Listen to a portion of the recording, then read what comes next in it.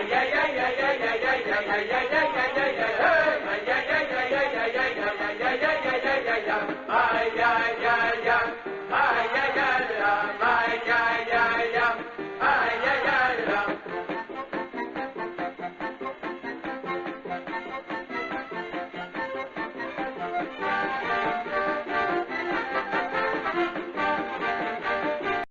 good evening.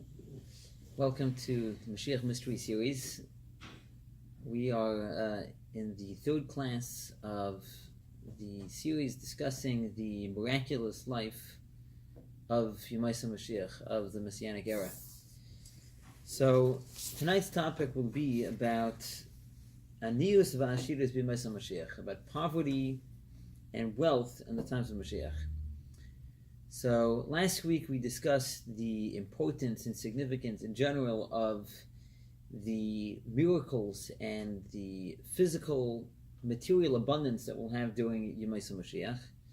So this week I want to focus on a specific thing, a specific topic, which is discussing poverty and wealth in Yemaisa Mashiach. So now everybody knows that it's not easy to make a livelihood. It's not easy. Everybody is trying to make a buck. Everybody is trying to get by, and those who are successful, they're trying to make more, they're trying to become wealthy, and that's what most people are up to these days, trying to make a living and trying to prosper and get wealthy for some. So the question is, what's gonna happen when Mashiach comes? We'd like to believe that things will be better and we'll have everything made for us. So let's go back to the sources, go back to what the Torah says about the subject. So I think we have clear answers to this question. So if we look in Parshas Re'eh, it says Devarim Perek Tezvav, chapter 15 of Devarim. So over there it's discussing tzedakah. So our sages point out over here that there is a contradiction in the psukim, in the verses over here. So if we look in Pasuk Dalet in verse 4, it says, Efes ki lo yeh b'cha evyen. It says, there will not be amongst you any poor men.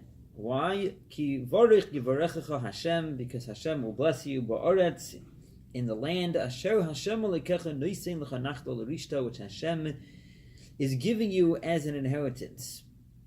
So in other words, the verse is saying that there will be no poor men.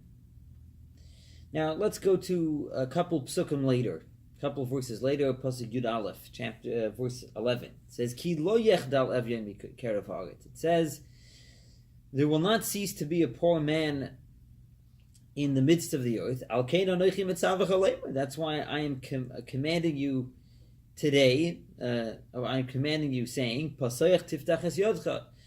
open up your hand to your brother, the poor man in your land.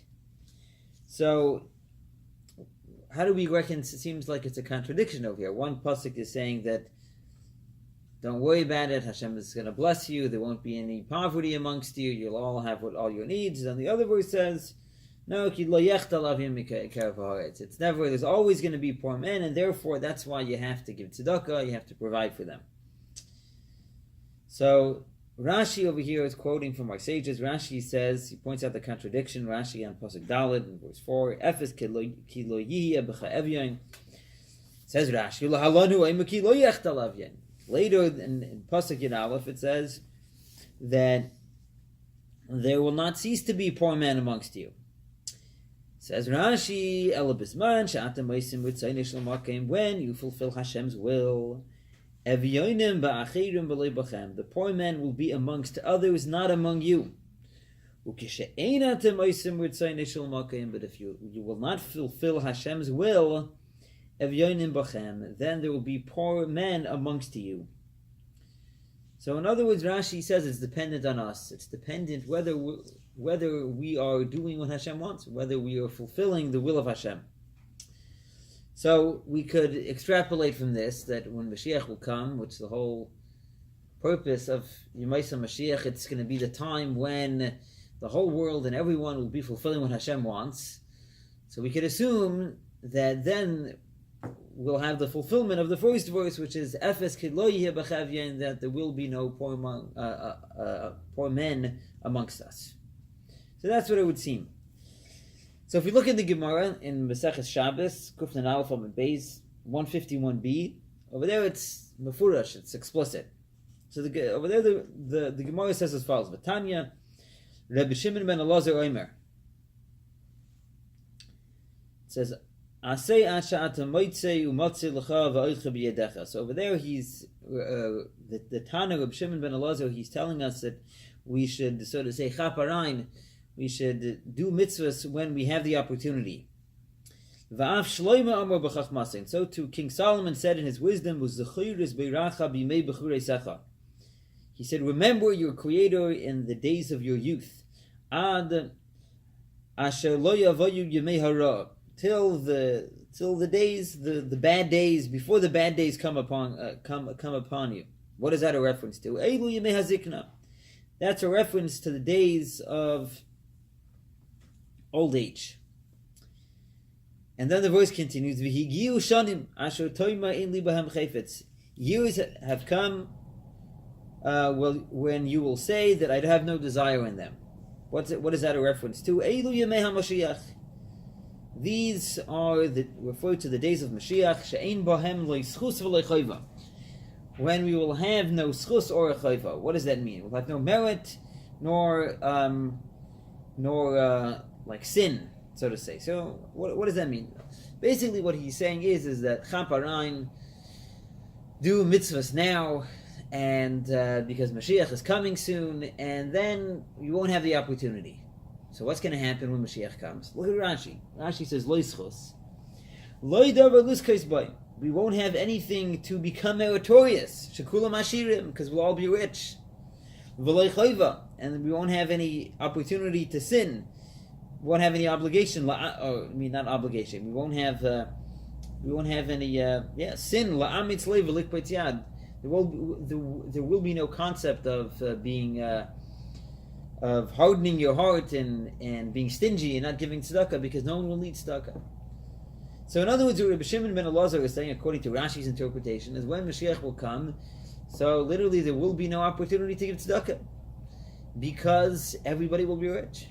Now this is a whole other discussion about seemingly tzedakah is a mitzvah, and how could it be that when Mashiach will come we won't be able to fulfill the mitzvah of tzedakah. So we will get into that now, about how we'll fulfill the mitzvah of tzedakah when Mashiach comes. But the point is that we'll all be rich.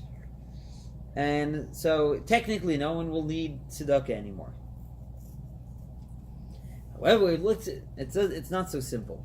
If you look in the Gemora continues. The pliga de Shmuel. The Gemora continues that Rabbi Shimon ben Elazar is in disagreement with Shmuel. What does Shmuel hold? The Amar Shmuel ein bein ha'olam hazeh li'maisa Mashiach ela shibud malchus b'lvad. Shmuel's of the position that the only difference between this world and in the Messianic era is the subjugation of kingdoms. In other words, the fact that the Jewish people now are under the rule of the Gentile leaders, and when Mashiach will come, Mashiach will be our king, he will reign over us. But other than that, the nature of the world is not going to change. And he brings a verse, Shenama ki lo yechtal avya mikerav haaretz. He explains that the second verse, which we mentioned before, in Re'eh, Pasuk Yud Aleph, chapter verse 11, which says that the poor man will not cease amongst you. He says that's a reference even to Yemaisa Mashiach, even to the Messianic era. So it comes that there's actually a dispute over here whether there will be whether we'll all be rich when Mashiach comes or not. So it would seem over here from this Gemara that it's not just a specific question; it's a general question. That when Mashiach will come, so will there be miracles or not? So this is really something that we discussed already previously. That this is the famous dispute between Shmuel and all the other and many of the other sages, and it seems that the Rambam, he takes on the opinion of Shmuel. So let's just first before we get into what the Rambam says, what he says in the Mishnah Torah. So let's look at what the Rambam says in Pirush HaMishnayos, in his commentary on the Mishnah, in his introduction to Perek Chelek in Sanhedrin.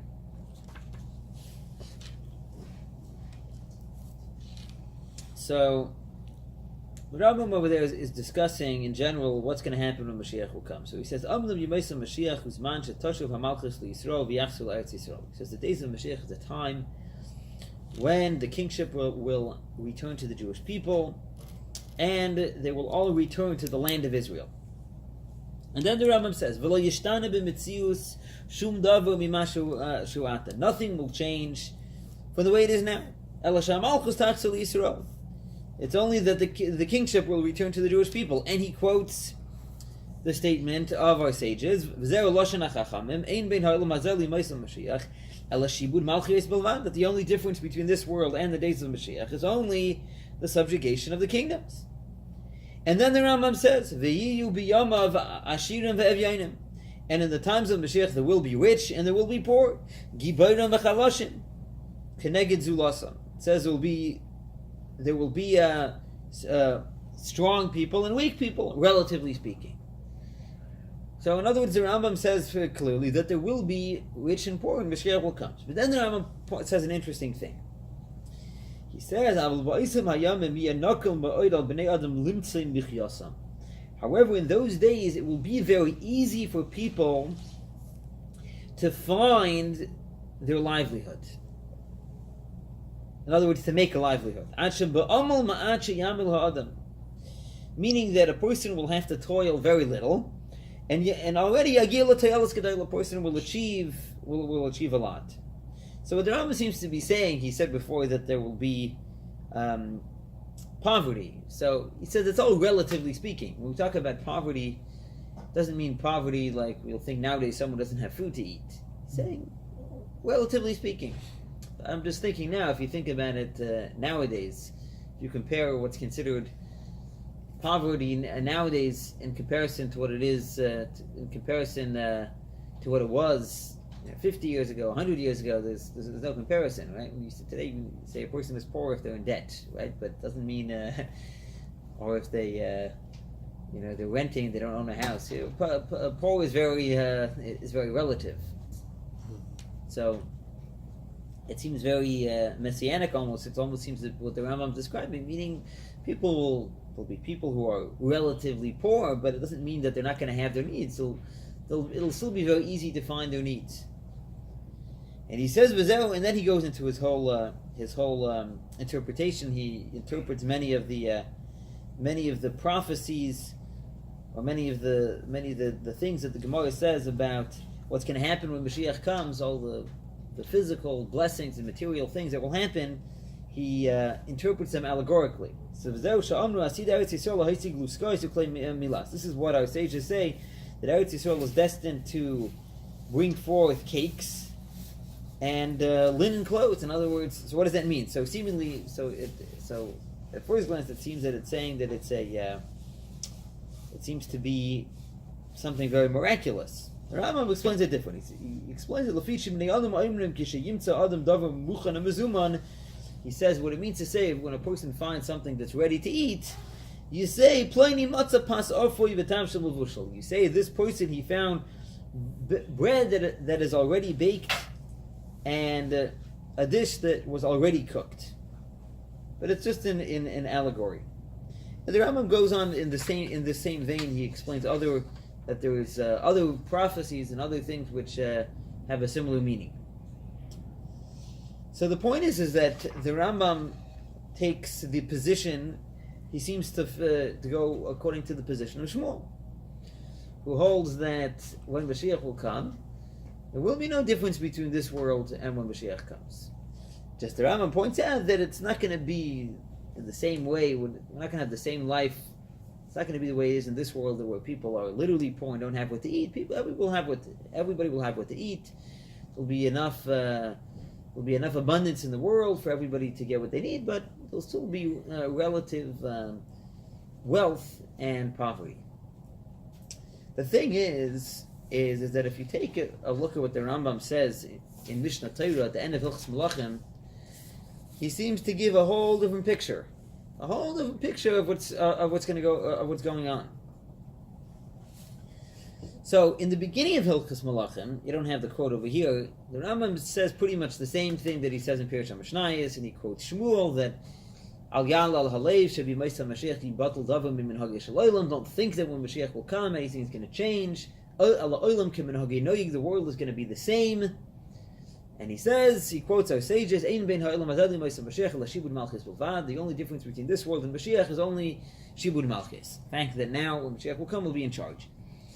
But then if you look at the last halacha, literally the last halacha in Hilchos Malachim, Laws of Kings, last halacha in Rambam's Mishnah Torah, he says the following: Uva'isei hazman. At that time, lo yiyasham lo ra v'lo milchama.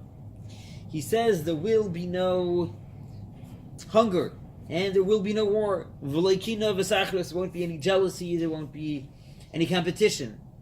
Why? Shehatoy v'tiyeh mushbaz harbe. Because goodness will be in abundance. V'chol hamadanim mitzuyin ka'afar, and all delicacies will be as common, will be as found as dust. V'lo yiyeh isa kol ha'olam al l'dasas Hashem bilvad, and therefore the whole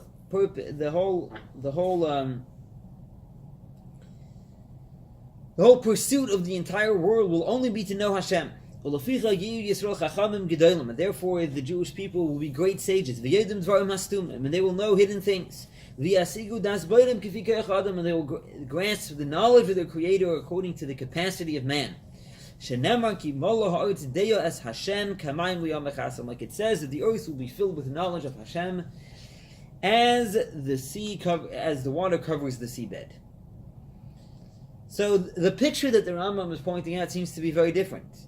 He says there will not be any hunger, and there won't be any war, there won't be any jealousy, there won't be any competition. He says the goodness will be in abundance, all the delicacies will be as common as dust. The Rambam doesn't seem to be saying over here that there's going to be any poverty. He says that everybody's going to have everything that they'll need, and therefore the whole pursuit of the world is only going to be a spiritual pursuit, only the knowledge of Hashem. So how does this fit with what the Rambam? How does this fit with what the Rambam says in the beginning of the parak, beginning of the chapter?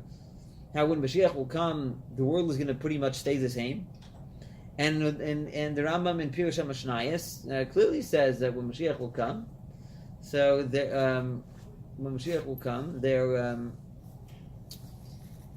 will be aniyim v'ashirim, there will be wealthy and poor. So how does everything fit?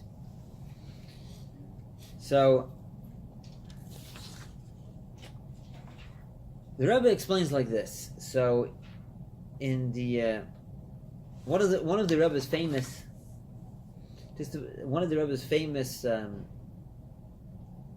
biyurim, Rebbe's famous explanations on the Rambam is that you must say there's many other questions and many other contradictions where the Rambam implies when Mashiach will come, the nature of the world will change. There will be miracles. For example, Tchias HaMesim, the resurrection of the dead. There's no greater miracle than that. And there's other proofs where the Rambam himself indicates that the nature of the world will change. So the Rebbe explains that what you must say is that the Rambam holds that there will come a second era, a second tkufa in Yemais Moshiach. And in that second tkufa there will be miracles. There will be miracles. So in one of the Hadronim on the Rambam, the Rebbe, after the Siyum HaRambam, the Rebbe explained the Rambam. The Rebbe said that in this last halacha in Rambam, it seems that the Rambam is actually hinting to the second era of Yemais Moshiach. So in other words, when the Rambam at the beginning of the parak, beginning of the chapter, the Rambam Pirush HaMishnayos, when he's talking about how the world is not going to change, and there's going to be aniyim, ba'ashirim, there's going to be poor people, there's going to be rich people. Said that's all. He said that's all in the first kufa. That's all in the first. Era of Yemais Mashiach. But in the second era of Yemais Mashiach, so then that's what the Rambam is talking about when he says Lo yesham le'rav v'lo milchama. There won't be any hunger or war. V'lekinam etachos. So in other words, if you're putting everything together, so it comes out that it's not really such a machlokes over here. In the Gemara, it sounds like it's a machlokes. It says, will there be aniyim when Moshiach comes? Will there not be aniyim? Will there be poor people or not? But what it comes out from the Rambam is that the question is just when it's going to happen. So the Rambam seems to say that it's going to happen, but only in a later tekufa Yemais Moshiach. So that's the first nekuda. Now, in another hadron on the Rambam, the Rebbe takes this to a further level, a deeper level. So when we talk about this concept that everybody's going to be rich and everybody's going to have whatever they need, so there could be many different ways how it might happen. So just in order to explain this, so let's look at let's look at what the Rambam writes in Hilchos Tshuva. So really, this concept over here that the Rambam talks about at the end of that's going to happen when Mashiach comes, it's not really a new idea. It's not really a new concept. The concept that Hashem is going to give us everything that we need and we'll be able just to dedicate our lives to spiritual pursuits, to knowing Hashem and serving Hashem, that's something that can happen nowadays. And in fact, the Rambam says if you look in the Torah, you see that the Torah promises all types of what he calls Yiudim Gashim, all types of material promises and abundance for a person who keeps Torah mitzvahs. So the Rambam is of the opinion that that's not a reward for Torah mitzvahs. The reward for Torah mitzvahs, that's Olam Haba, that's the world to come. So what is this whole concept? What that the Torah says, if you serve Hashem, then Hashem will reward you physically. What's the concept? So the Rambam explains like this in Hilchos Tshuva.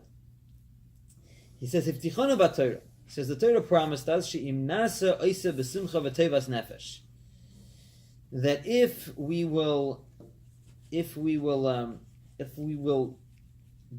Torah and mitzvahs with joy and with goodness of our soul, with a proper attitude, and will constantly think about its wisdom. The Torah promises us the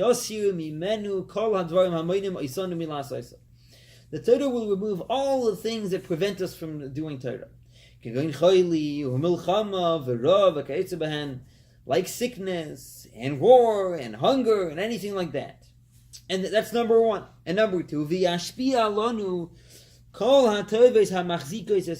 and Hashem will give us all the good things that strengthen us, that give us the ability to do Torah mitzvahs. For example, plenty and peace, and abundance of silver and gold. In order that we should not be involved our entire lives in just things that the body needs. Rather, we should have the time to study wisdom, the wisdom of the Torah, and to do Hashem's commandments, in order that we should merit to the world to come. So what it seems over here is that this concept that Hashem will give us all we need and He'll give us abundance and we'll all be rich and we'll have all our needs met and therefore we'll be able to dedicate our lives to spiritual pursuits. It's not something unique about Yemais Mashiach. It's something that can happen nowadays as well. That if a person shows Hashem that he's dedicated and this is what he wants, and Hashem will give him that opportunity. So you could just say that, okay, so you're right, it's not something unique to Yemais Mashiach.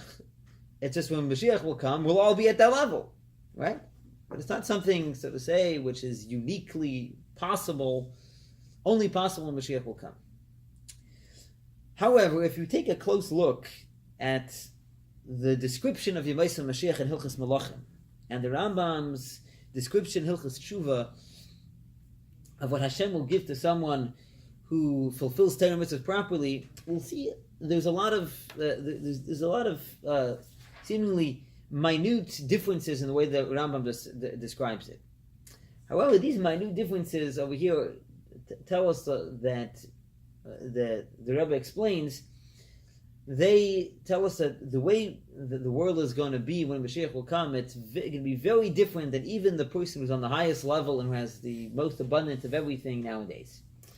So there's a lot of diyukim, there's a lot of differences here. We'll focus on two things. So one thing is, if you look in Hilchas Tshuva, so the Rambam over here, he says that a person who dedicates his life to Torah, who fulfills Torah with simcha, and so what's Hashem going to do? Hashem is going to do two things. The Rambam emphasizes that there's two things. First of all, it says Shiyasu mimenu kol hadvarim hamoinim meisan milasaysa. The first thing is that Hashem is going to remove all the things that prevent us from doing it, like sickness and war and hunger. That's one thing. And number two, the second thing is that Hashem will give us all the good things that help us and strengthen us to be able to do Torah. Right?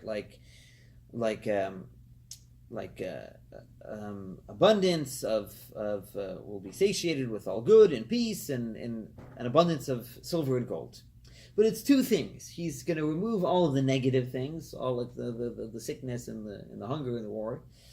And then another thing is that he'll give us everything that we need. But if you look in Hilchas Malachim, when the Rambam is describing Moshiach, the Rambam connects the two things. Look what he says. He says, He says, at that time there won't be any hunger or war or jealousy or competition. Why? Says the Rambam, because there'll be an abundance of everything. The goodness will be given, will be mushpa, will be given in abundance.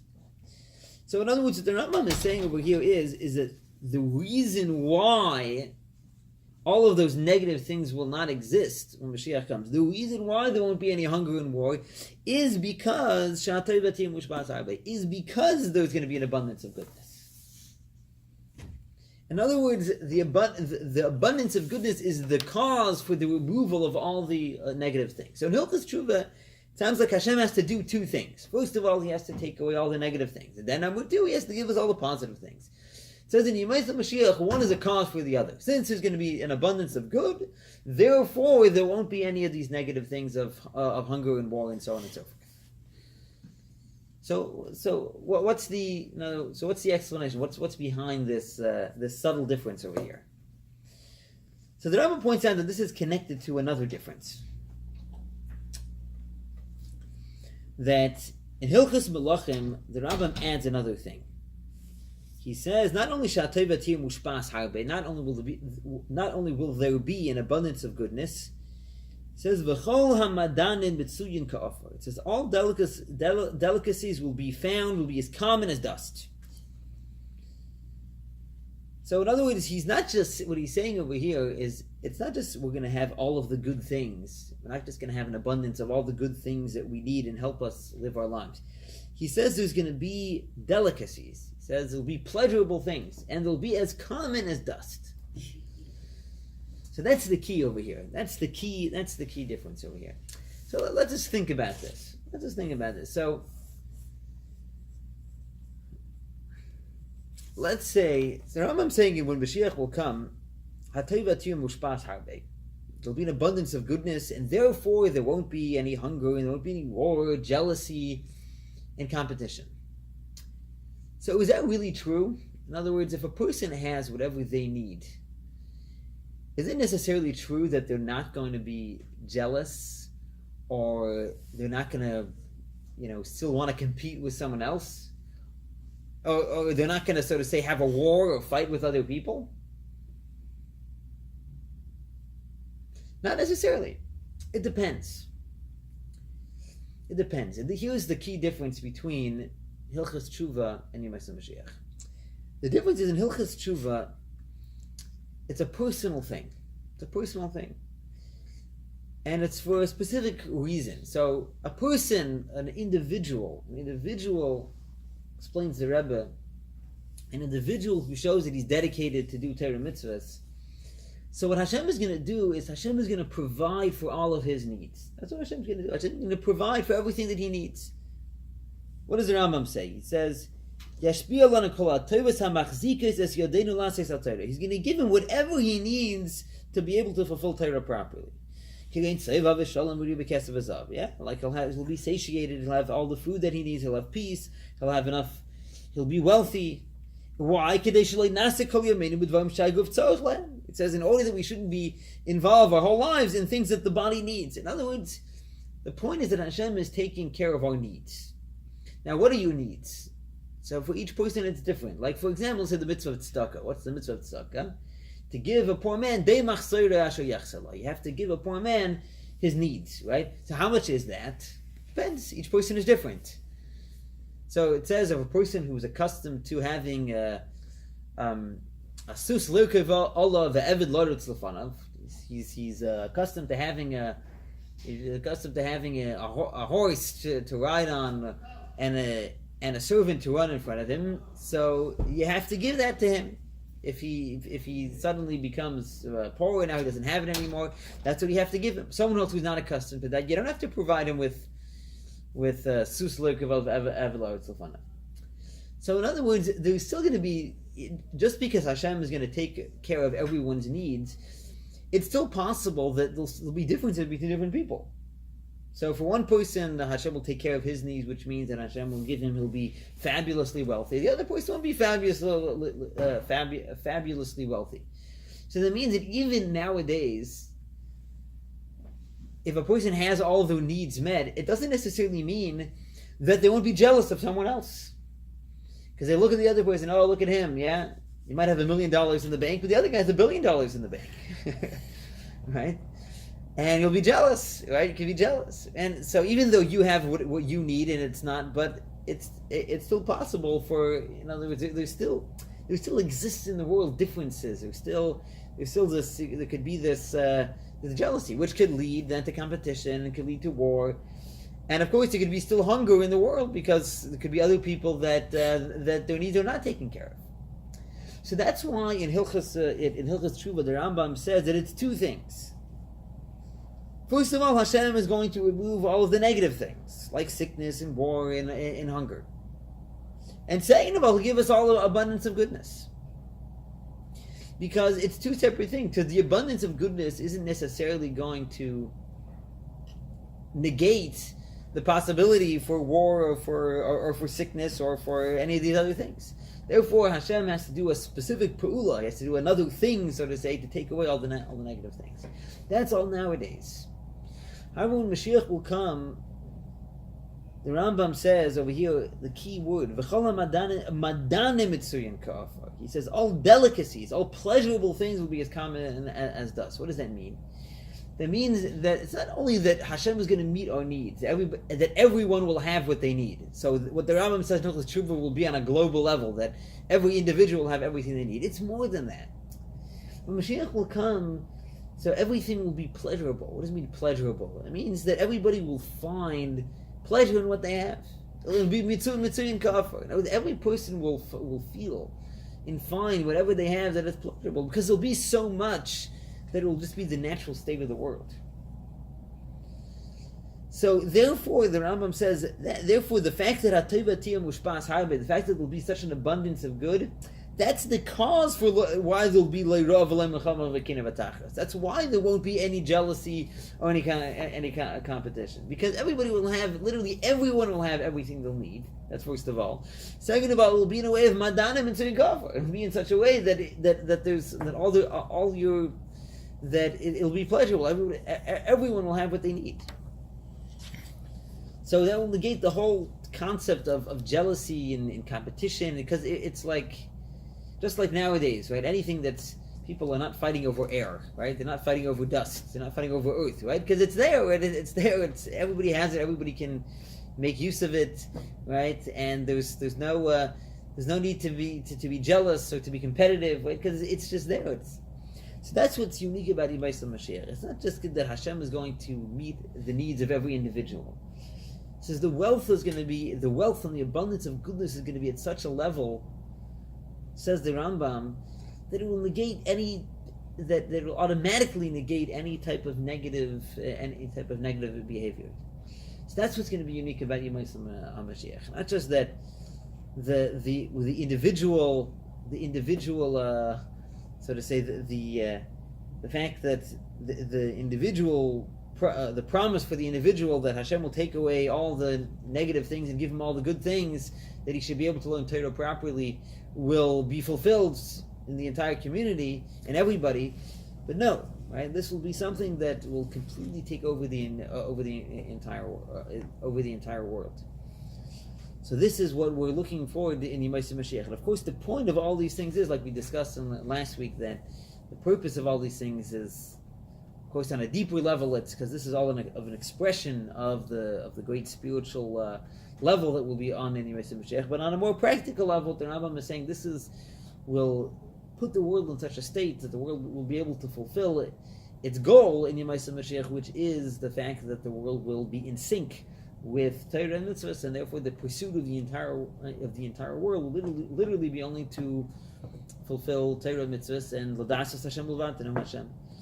And we should be zoicha we should remember that it should happen very speedily now, and everybody should have everything that they need, and kol hamadayim and mitzurin ka'afar, all the delicacies and everything should be as common as dust.